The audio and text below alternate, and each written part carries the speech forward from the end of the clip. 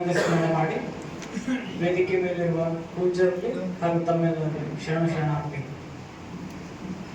ಈ ತತ್ವನಿಷ್ಠ ಪತ್ರಿಕೆಯ ಒಂದು ಉದ್ಘಾಟನಾ ಸಮಾರಂಭಕ್ಕೆ ಆಗಮಿಸಿದ ಸಂತೋಷ ಅನಿಸ್ತದೆ. ಈ ಒಂದು ಮಾಸಪತ್ರಿಕೆ, ಈ ತತ್ವನಿಷ್ಠ ಮಾಸಪತ್ರಿಕೆ ಹೆಸರ ಕೇಳಿ ಬಹಳ ಸಂತೋಷ ಅನಿಸ್ತದೆ. ಅದೇ ಹೇಳ್ತಾ ಇದ್ದೆ ಪೂಜ್ಯರಿಗೆ, ಮನುಷ್ಯನಿಗೆ ಬಹಳ ಜನರ ಋಣ ಇರ್ತೈತೆ. ಈ ಸಮಾಜದ ಋಣವೂ ಕೂಡ ಒಂದು. ಅವ್ರು ಈಗ ಮಾತಾಡಿ ಪ್ರಾಸ್ತಾವಿಕದೊಳಗೆ ಹೇಳಿದ್ರು, ಸಮಾಜದ ಒಂದು ಸೇವೆಗಾಗಿ ನಾವು ಇದನ್ನು ಪ್ರಾರಂಭ ಮಾಡಿವಂತ ಬಹಳ ಸಂತೋಷ.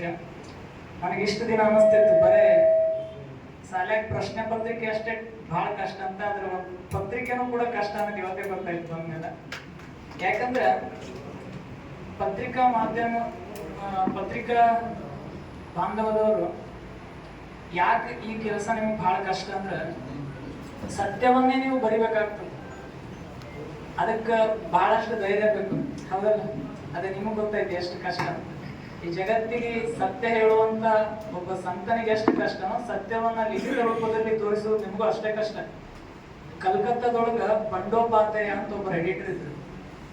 ಅವರು ಕಾಶಿಯೊಳಗ ಸ್ನಾನ ಮಾಡ್ಬೇಕಾದ್ರೆ ಏನೋ ಕಾಣಜಾರಿ ಬಿದ್ಬಿಟ್ರು. ಒಬ್ಬ ಅವ್ರನ್ನ ಕಾಪಾಡ್ತಾನಂತ. ಕಾಪಾಡಿದ್ಮೇಲೆ ಬಹಳ ಚಲೋ ಐತ್ರಿ, ನಮ್ ಪ್ರಾಣ ಉಳಿಸಿದ್ರಿ ಅಂತ ಅವ್ರು ಹೇಳಿದ್ರು. ಎಲ್ಲ ಮುಗಿದ್ಮೇಲೆ ಆಶ್ಚರ್ಯ ಅಂದ್ರೆ, ಯಾರು ಕಾಪಾಡಿದ್ನಲ್ಲ ಅವನ ಬಗ್ಗೆ ಇವ್ರು ಒಂದು ಆರ್ಟಿಕಲ್ ಬರೀಬೇಕಾಗ್ತದೆ. ಯಾಕಂದ್ರ ಅವ ಒಂದು ತಪ್ಪು ಕೆಲಸ ಮಾಡಿದ್ದ, ಅದ್ರ ಬಗ್ಗೆ ಅವ್ರು ಬರೀಲೇಬೇಕಲ್ಲ. ಬರದ್ರಂತ.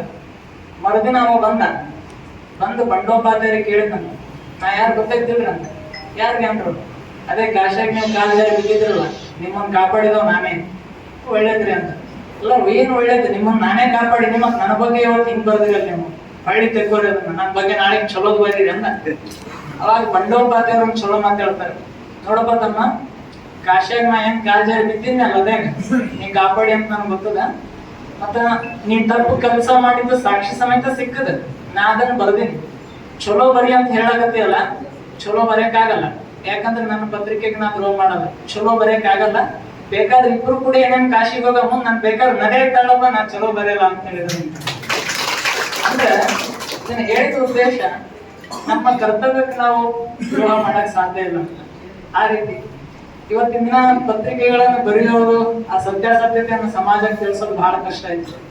ಮತ್ ನನಗೂ ಒಮ್ಮೆ ಅನಿಸ್ತಿರ್ತೈತಿ, ಒಂದ್ ಎಲ್ಲರಲ್ಲಿ ವಿನಂತಿ ಏನಂದ್ರ, ನಾವು ಏನು ಪ್ರಾರಂಭ ಮಾಡಿರ್ತೀವಿ ಒಂದು ಘಟನೆಯನ್ನು ಕುರಿತು ಬರುದು, ಅದಕ್ಕೆ ಕ್ಲೈಮ್ಯಾಕ್ಸ್ ಬರಿಬೇಕು. ಒಮ್ಮೆ ನನಗೆ ಅನಿಸ್ತೈತಿ, ಶುರು ಮಾಡಿರ್ತಾರೆ, ಎಂಟು ಏನಾಗಿರ್ತದೆ ನಮ್ಗೆ ಗೊತ್ತೇ ಇರಲ್ಲ. ಇದು ಬಹಳ ಕೌತುಕ ಅನ್ಸುತ್ತೆ ನನಗೆ. ಯಾವ ಪೇಪರ್ದಾಗ ಬರುತ್ತೆ, ಇವತ್ತು ಬರುತ್ತೋ ನಾಳೆ ಬರುತ್ತೋ ಅಂತ ನಮ್ಗೆ ಅರ್ಧ ಆಯುಷ್ಯ ಹೋಗ್ತದ ಗೊತ್ತೇ ಆಗಲ್ಲ ಏನಾಗಿರ್ತದೆ. ಹಂಗಾಗ್ಬಾರ್ದು. ಯಾಕಂದ್ರೆ ಒಂದು ಹುಡುಗ ಕಳ್ಕೊಂಡಿತ್ತಂತ, ಪತ್ರಿಕೆ ಒಳಗೆ ಹಾಕ್ಸ್ಬಿಟ್ರು, ಹಿಂಗ ಇಂಥ ಹುಡುಗ ಕಳ್ಕೊಂಡಾನ, ಹುಡುಗಿ ಕೊಟ್ಟವ್ರು ಇಷ್ಟು ಬಹುಮಾನ, ಅವ್ರಪ್ಪ ಹಾಕ್ಸಿದ್ದ. ಆಯ್ತು, ಹುಡುಗ ಸಿಕ್ಕಿತ್ತು, ತಂದು ಮನೆಗೆ ಬಿಟ್ರು. ಸಿಕ್ಕನಾದ್ರೆ ಹಾಕ್ಸ್ಬೇಕಿನ್ನು ಹುಡುಗ ಸಿಕ್ಕೈತಪ್ಪ ಅಂತ ಅವ್ರಪ್ಪ, ನಾ ಮತ್ತೆ ರೊಕ್ಕ ಖರ್ಚು ಮಾಡ್ಲಿ ಅಂತ ಹೆಂಗೂ ಸಿಕ್ಕೈತಿ ಹುಡುಗ. ಆಯ್ತು, ಸಾಲಿಗೆ ಹೋಯ್ತು ಹುಡುಗ. 15 ದಿನ ಸಾಲಿಗೆ ಹೋಗ್ಲಿಲ್ಲ. ಶಿಟ್ಟಿಗೆ ಮಾಸ್ತರ್ ಬಂದ, ಅಲ್ಲೋ ಏನ್ ಬುದ್ಧಿ ಐತಿಲ್ಲ, ಸಾಲಿಗೆ ಬರೋಲ್ಲ, ನಮ್ಮನೇನ್ ಕೇಳ್ತಾರೆ, ನಮ್ಮ ಹಬ್ಬ ಕೇಳ್ರಿ ಅಂದವ. ಯಾಕ ಸಾಲಿಗೆ ಅಂತ ಹೊಂಟಿನಿ, ಅರ್ಧ ದಾರಿ ಮಂದಿ ಹಿಡ್ಕೊಂಬರೋಣ ಮನೆಗೆ ಬಿಡ್ತಾರೆ. ಹುಡುಗ ಸಿಕ್ಕೈತಿ ಹಿಡ್ಕೊಂಬರೋಣ ಮನೆಗೆ ಬಿಡ್ತಾರೆ. 15 ದಿನ ಸಾಲಿಗೆ ಹೋಗೋಣ. ಹೌದಲ್ಲ? ಅಂದ್ರ ಸಿಕ್ಕೈತೆ ಅಂತಾರೆ ಒಂದು ಹಾಕ್ಬೇಕಲ್ಲ ಅಂತ ನಾನು ಹೇಳೋದು. ಅದಕ್ಕೆ ಸತ್ಯಾಸತ್ಯತೆಯನ್ನು ಕುರಿತು ಬರೆಯುವಾಗ ಅದರ ಒಂದು ಅಂತಿಮ ರೂಪ ಏನಾಗಿದೆ ಅನ್ನೋ ಸಮಾಜಕ್ಕೆ ತೋರಿಸುವಂತಾಗಲಿ ಅಂತ ಹೇಳ್ತಾ, ಇವತ್ತು ಹೆಸರಂತೂ ನಮಗೆ ಬಹಳ, ನಿಜವಾಗ್ಲೂ ಬಹಳ ಖುಷಿ ಆಯ್ತು. ತತ್ವನಿಷ್ಠ ಮಾಸ ಪತ್ರಿಕೆ.